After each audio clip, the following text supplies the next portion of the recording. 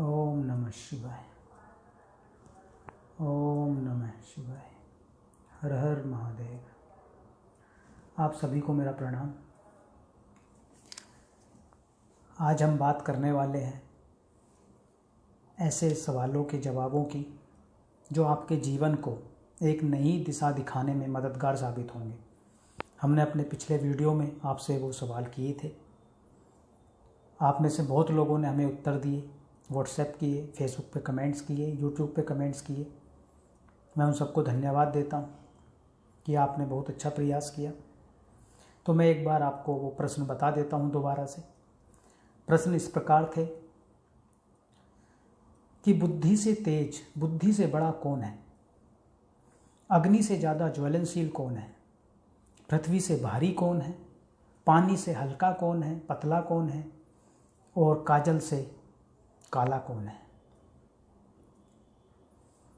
सबसे पहले हम ये आगे बढ़ें, इस शुरुआत करें इसकी। मुझे एक वाक्य याद आता है, एक कहानी याद आती है।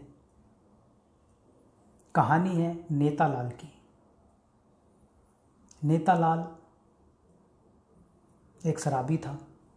रोज़ शराब पीता था, अपनी मस्ती में रहता था जैसे शराबी रहते हैं। एक दिन शराब पीकर डगमगाता हुआ एक राह से गुजर रहा था। तब किसी सज्जन ने उसको रोका और कहा, हे नेतालाल, तुम दारू क्यों पीते हो? नेतालाल बोला, मैं आपको ये बता दूंगा, लेकिन पहले आप बताओ, मेरा एक प्रश्न है। सज्जन पुरुष बोले, बताइए क्या प्रश्न है? नेतालाल बोला, सबसे बड़ा कौन? सज्जन पुरुष ने सोच विचार कर कहा, पृथ्वी सबसे बड़ी है। नेतालाल बोला, पृथ्वी अगर सबसे बड़ी है तो शेषनाग के फन पर क्यों खड़ी है? क्यों पड़ी है फन पर? क्यों टिकी हुई है फन पर? सज्जन पुरुष वाले बोले, तो शेषनाग बड़े हुए। वो बोला, जब शेषनाग बड़े हैं तो शंकर जी के गले में क्यों पड़े हैं?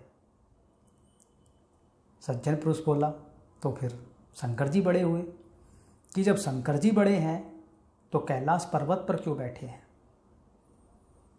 सज्जन बोला, तो कैलाश पर्वत बड़े हैं कि कैलाश पर्वत अगर बड़ा है तो हनुमान जी के हाथ में क्यों है? हनुमान जी की उंगली पर क्यों है? तो वो बोले, हनुमान जी बड़े हुए। अगर हनुमान जी बड़े हैं तो राम के चरणों में क्यों पड़े हैं? सज्जन पुरुष परेशान हो गए, बोले, अरे मेरे बाप, तू ही बता कौन है बड़ा? नेतालाल बोले, सबसे बड़ा वो है जो एक बोतल पीकर भी अपने पैरों पर सीधा खड़ा है, इसीलिए मैं रोज पीता हूँ, क्योंकि मैं सबसे बड़ा हूँ। तो एक बड़ा वो भी होता है, लेकिन आज हम उनकी बात नहीं कर रहे हैं। तो सबसे पहले हम बात करते हैं कि अग्नि से ज़्यादा जलाने वाला क्या है?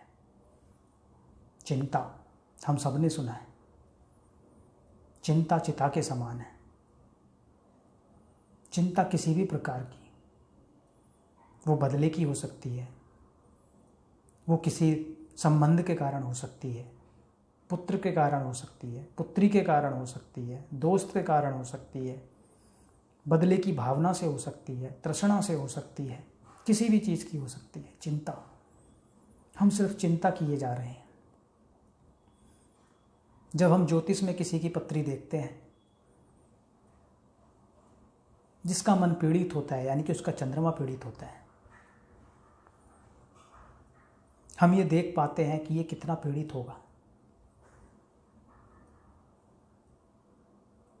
जो अंदर ही अंदर उसको जला देता है।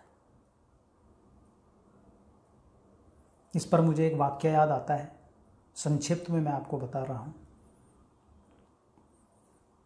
एक बार नारद मुनि भगवान शंकर के पास पहुँचते हैं खुशी खुशी और कहते हैं कि आज मैंने कामदेव को जीत लिया। शंकर भगवान अंतर्यामी हैं, सब जानते हैं। वो कहते हैं, ये तो बड़ी अच्छी बात हुई,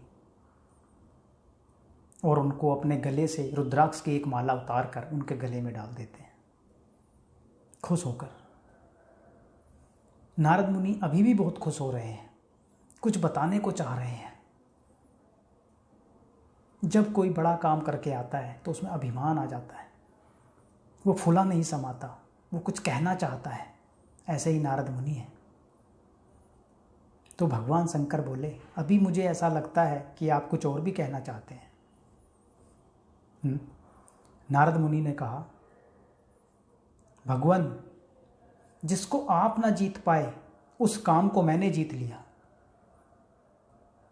जिसको आप ना जीत पाए, जिसको देवों के देव महादेव ना जीत पाए, उसको मैंने जीत लिया। अभिमान आ गया। भगवान शंकर फिर एक रुद्राक्ष की माला उतारते हैं और उनके गले में डाल देते हैं। कहते हैं, अति उत्तम, बहुत बढ़िया किया आपने। नारद मुनि वहाँ से चले जाते हैं। जो कोई उनको मिलता है यही बात कहते जाते हैं, जिसको शंकर ना जीत पाए, जिसको शिव ना जीत पाए, उस काम को मैंने जीत लिया, उस कामदेव को मैंने जीत लिया। भगवान विष्णु के पास पहुँचते हैं और ये पूरा वाक्य फिर सुना देते हैं। विष्णु भगवान उस वाक्य को सुनते हुए उनको बीच में रोक देते हैं कि हे नारद मुनि, आपने उनकी निंदा करके और मुझे वो निंदा सुना के पाप का भागीदार बना दिया। जो निंदा करता है या जो सुनता है उसको पशु योनि से गुजरना पड़ता है। अतः आपने सुना भी होगा, एक बार भगवान विष्णु को घोड़े का मुंह लगाना पड़ा था और नारद मुनि को भी वानर का मुख से गुजरना पड़ा था, उनका मुख लगाना पड़ा था। वो क्या था नारद मुनि के अंदर? अभिमान था, जो अंदर से जिसने उनको जलाया, जो ऐसा कुछ काम किया कि उनको आगे जाकर उस पशु की योनि में जाना पड़ा।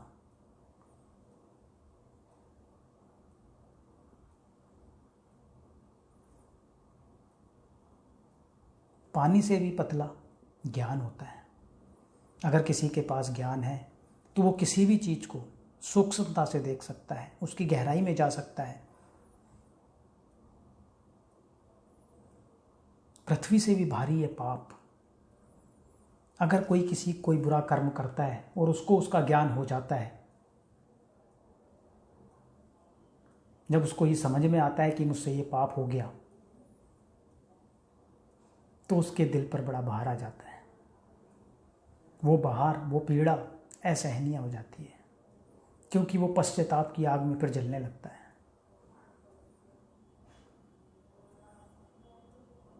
काजल से भी काली होते हैं कलंक।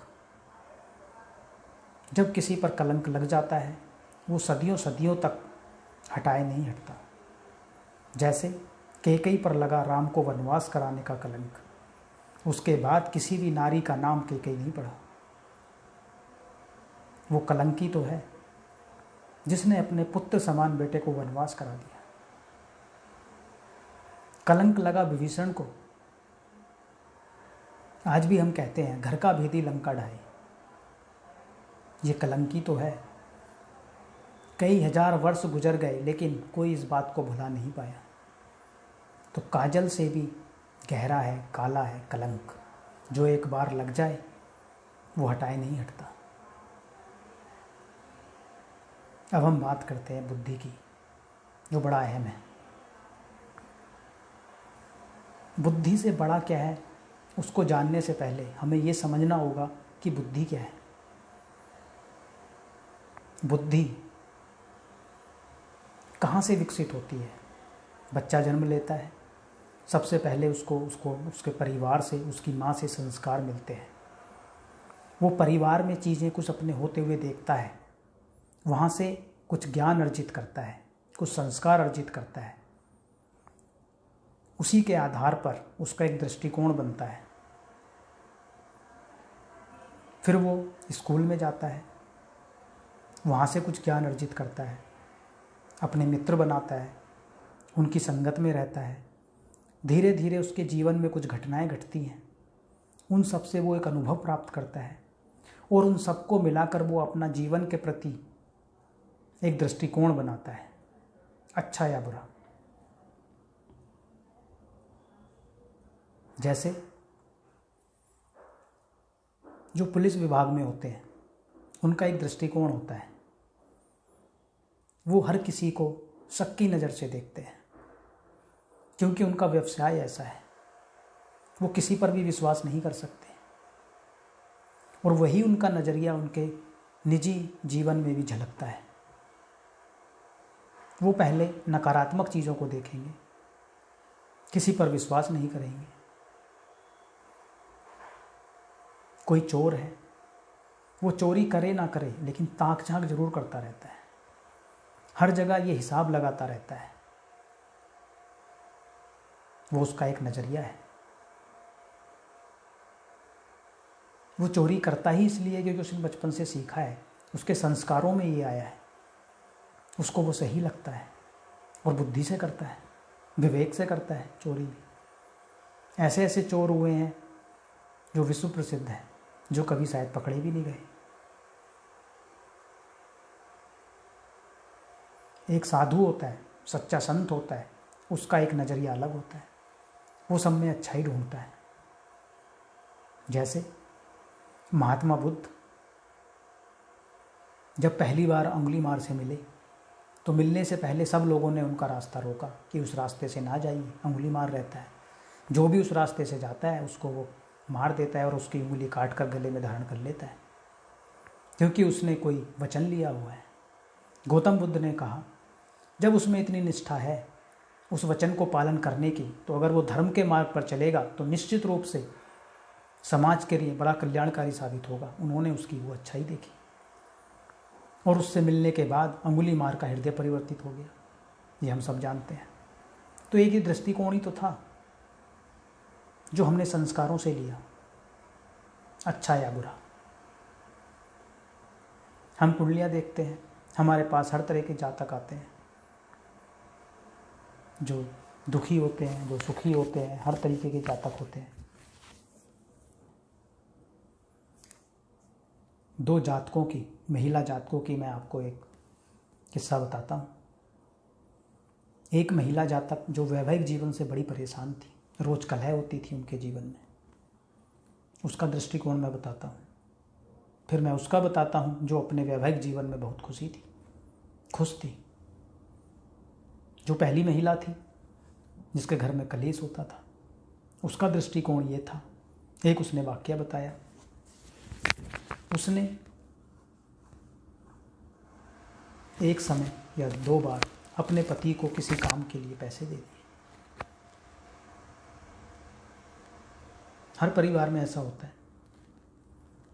तो वो ये बोलती है कि मैंने अपनी पति को पैसे दिए। ऐसा कौन करता है? कोई पत्नी अपने पति को पैसा नहीं देती, लेकिन मैंने दे दी। वो अहम आ गया उसके अंदर। वो कहाँ से आया? शायद उसके संस्कारों से, शायद उसकी संगत से। जब हमने उससे और आगे पूछताछ की तो उसने बताया इसने भी नहीं दिए थे, उसने भी नहीं दिए थे, नाम लेकर जो भी उसकी महिला मित्र थी, लेकिन मैंने दिए। मेरी तो ज़िंदगी खराब हो गई। एक दूसरी महिला थी जो अपने परिवार की खुशी के लिए सरकारी अध्यापिका थी और उसने वो उस पद से इस्तीफ़ा दे दिया, उसको छोड़ दिया। बहुत से लोग उसको आज की डेट में बेवकूफ़ बोल सकते हैं, जो सिर्फ पैसे को देखते हैं, लेकिन वो आज खुश है, परिवार के साथ है और खुशी खुशी जीवन जीती है। ये हमें निश्चित करना है, हमें ये समझना है कि हमें क्या चाहिए। और ये दोनों के लिए लागू होता है, चाहे वो महिला हो या पुरुष हो। ये किसी महिला या पुरुष के लिए बात नहीं है।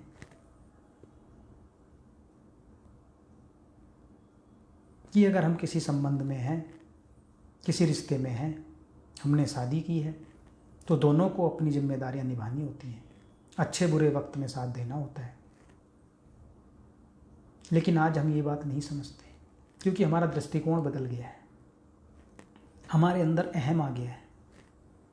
हम अपने घर में भी अपने आप का अहम दिखाते हैं, अपने रिश्तों में भी अपने अहम को ले आए हैं। आपने देखा होगा, पहले हमारे यहाँ जो मकान बनाए जाते थे वो खुले होते थे, उनमें एक आंगन होता था, यानी कि चारों तरफ उसमें चाहे कुछ बना हुआ हो, लेकिन बीच में से जो आंगन का एरिया होता था वो खुला होता था। जो बीच का एरिया होता है, जो बीच की जगह होती है, वो ब्रह्म स्थान होता है। वास्तव में कहते हैं उसको ब्रह्म स्थान। अगर वो खुला है तो आप उदार दिल वाले होंगे। उस परिवार में जो लोग रहेंगे वो क्षमाशील होंगे, उदार होंगे, वो झुकना जानते होंगे। और अगर वो बंद है, उनमें अहम की भावना होगी। पश्चिमी देशों में पहले से ही सारे मकान बंद होते हैं, खुले हुए नहीं होते हैं। विशेष तौर पर ब्रह्म स्थान उनका बंद होता है। तो आप उनकी हालात देखते हैं, बहुत वो इंडिपेंडेंट उस चीज़ को बोलते हैं, आत्मनिर्भर बोलते हैं। लेकिन वो अगर अमेरिका की बात करो या किसी भी हम विकसित देश की बात करते हैं, डिप्रेशन का लेवल वहाँ पर आप देखिए, उनके रिश्ते आप देखिए। हमने भी अब उनकी संस्कृति को अपना लिया है, हम भी उसी तरफ बढ़ रहे हैं और हम में भी वही आत्मनिर्भरता कहने के लिए बढ़ रही है। वो आत्मनिर्भर होना अच्छा है, लेकिन अहम नहीं होना चाहिए। हम बुद्धि की बात कर रहे थे, हम दृष्टिकोण की बात कर रहे थे। बुद्धि जो हमें अर्जित होती है ज्ञान से, अनुभव से, उसी के बाद फिर हम निर्णय लेते हैं। रावण बहुत बुद्धिशाली था, बहुत बलवान था। उसने ब्रह्मा जी से वरदान मांगा कि ब्रह्मा जी मुझे ऐसा वरदान दीजिए कि मैं मानव और वानर से ना मारा जाऊं। माफ़ी चाहूँगा। उसने ऐसा वरदान मांगा कि मैं मानव और वानर को छोड़कर किसी और से ना मारा जाऊं, कोई और ना मुझे मार पाए। क्यों?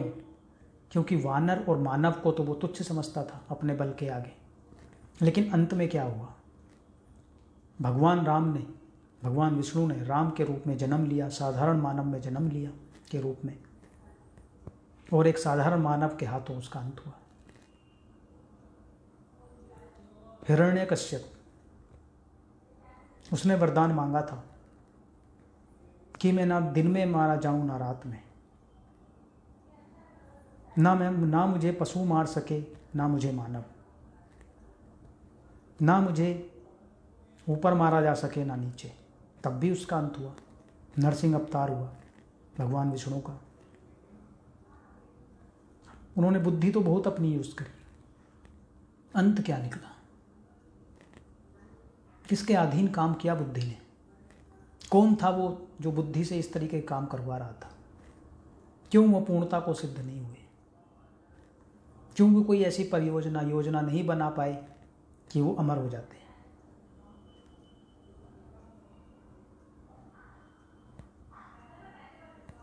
कई वरदान मांगती है राजा दशरथ से, अपने वचन मांगती है कि भरत को राजगद्दी मिले, लेकिन नहीं मिलती।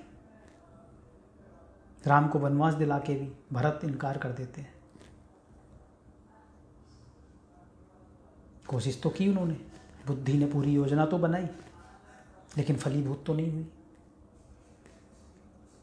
सुमित्रा ने मांगा कि लक्ष्मण मेरा पुत्र राम की सेवा करे। उनकी बुद्धि ने जैसा काम किया वैसा उन्होंने मांगा, जैसे उनके संस्कारों में तो वैसा उन्होंने मांगा, और लक्ष्मण ने सेवा की और उनको यश के भागीदार हुए। तो बुद्धि से ऊपर ऐसा क्या था जो काम करा रहा था? आप शायद इस बात से समझ पाएंगे। हम कहते हैं विनाश काले विपरीत बुद्धि, यानी कि जब विनाश का समय आता है या उल्टा समय आता है तो बुद्धि भी उल्टी काम करना शुरू कर देती है। इस बात का तात्पर्य क्या है? इस बात का तात्पर्य है कि जो इन सबसे परे है वह है काल, वह है समय, जो हर किसी को किसी एक समय पर निर्णय लेने पर विवश करता है, होनी होकर रहती है। उसी हिसाब से वो प्रपंच रचती है, उसी हिसाब से वो योजना बनाती है। जो आज हम कर रहे होते हैं उसकी पृष्ठ कथा, उसकी कहानी बहुत पहले लिखी जा चुकी होती है। बुद्धि से भी अगर कोई परे है तो वह है काल। और अगर कोई कम बुद्धि वाला है, जो एक बुद्धि वाले को दूसरे को लगता है देखकर, तो उसको भी कई बार अहंकार हो जाता है, लेकिन उसको एक बात ध्यान रखनी चाहिए। कबीर दास की एक बात है, वो मैं आपको बताना चाहूँगा। जिनको जितनी बुद्धि तितनो देत बताए, वाको बुरा न मानिए और कहाँ से लाए। अर्थात जिसके पास जितनी बुद्धि है वो उतना ही तो करेगा, और उसका किसी को बुरा भी नहीं मानना चाहिए कि और कहाँ से लेके आए। सब ने अपनी बुद्धि के रहते पूर्ण कोशिश की, चाहे वो रावण हो, चाहे वो हिरण्यकश्यप हो, चाहे वो कैकेयी हो, चाहे वो कोई भी हो, लेकिन उनका वश नहीं चला। वश चला काल का, समय का। चाहे कोई भी हो, उस समय से गुजरना ही पड़ता है। जन्म हुआ है तो मृत्यु निश्चित है, ये समय है। चाहे वो मानव हो, चाहे वो जीव जंतु हो, चाहे वो वनस्पति हो, चाहे वो कोई निर्जीव वस्तु हो, उसको समय के चक्र से गुजरना ही पड़ता है, काल चक्र से जाना ही पड़ता है। चाहे कोई भी अवतार हुआ हो, राम हुए हो, कृष्ण हुए हो, बुद्ध हुए हो, गुरु नानक हुए हो, मोहम्मद हुए हो, कोई भी हुआ हो, सबकी मृत्यु निश्चित थी, सबकी मृत्यु हुई। एक पेड़ पौधा होता है, फिर बड़ा होता है, फिर सूख जाता है।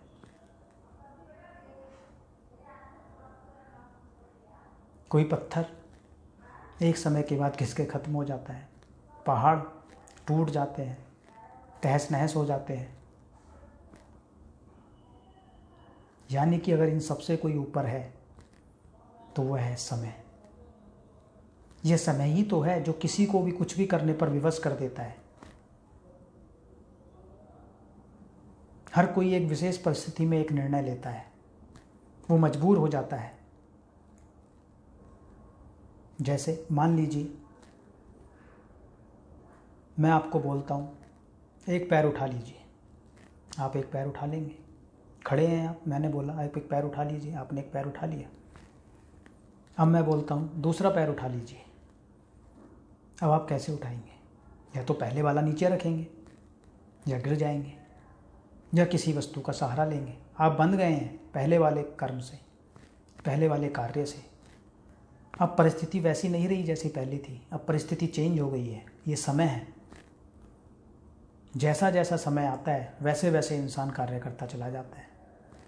और किस हिसाब से करता है? जैसे उसके संस्कार हैं, जैसे उसके पास ज्ञान है, जो उसने ज्ञान अर्जित किया है, अच्छा या बुरा, हमेशा निर्णय वो उसी के हिसाब से लेता है, उसी के परमुटेशंस कॉम्बिनेशंस लगाता रहता है।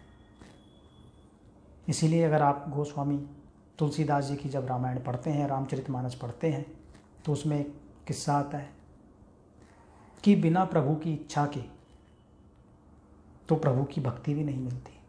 हम कितने से लोगों को उपाय बताते हैं, भक्ति बताते हैं, पूजा बताते हैं, वो नहीं कर पाते। और हमें पता होता है कि करेगा भी नहीं अभी, क्योंकि इसका समय इसके अनुकूल नहीं है। बुद्धि है उसकी, लेकिन वो काम नहीं कर रही, वो इस दिशा में काम ही नहीं कर रही है। लेकिन जब उसका समय ठीक होने वाला होता है, वो सारे कार्य करने लगता है।